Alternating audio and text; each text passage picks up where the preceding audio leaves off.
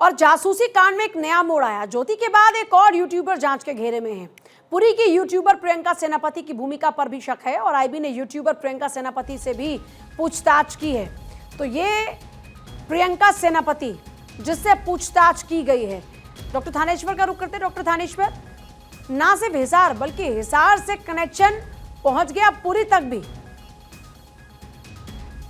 देखिए, मैंने जैसे पहले भी आपसे जिक्र किया है कि ज्योति मल्होत्रा दानिश के बाद गजाला के बाद ज्योति मल्होत्रा ज्योति नेटवर्क डायरेक्टर के रूप में इसका काम कर रही थी।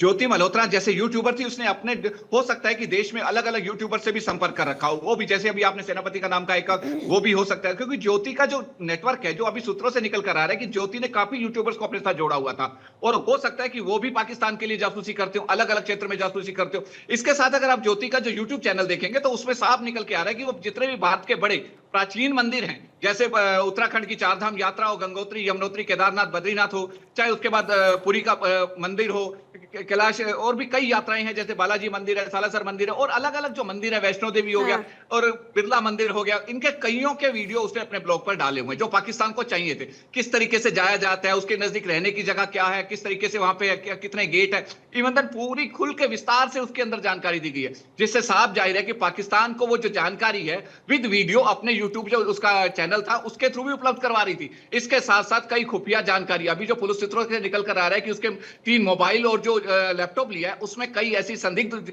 आइटम्स मिली हैं जो साफ इशारा कर रही है कि जो ज्योति मल्होत्रा है वो पाकिस्तान में बड़े अपर लेवल के लोगों के टच में थी और उनके कहने पर ही वो सारा काम कर रही थी। अभी जो एक और सूत्रों से बात अभी एक दिन जानकारी दी है कि ज्योति मल्होत्रा जो है गजाला के बाद सारा पैसा ज्योति के पास आता था, ज्योति ही उसे सर्कुलेट करती थी, क्योंकि ज्योति का आप जो लिबास देखेंगे, जिस तरीके के कपड़े हैं, जिस तरह की लग्जरी लाइफ वो जीती थी, वो अपने आप में ये है कि एक आम मिडिल क्लास फैमिली, अगर उसका घर देखेंगे तो लो मिडिल क्लास घर है, उसके फादर साहब को देखेंगे तो लो मिडिल क्लास लगते हैं, चाचा की पेंशन से उसका गुजारा चलता है, पापा कारपेंटर थे, वो काम नहीं कर रहे हैं। तो जिस तरीके से ज्योति का रहन सहन था, लग्जरी लाइफ थी, पैसा आ कहां से रहा था?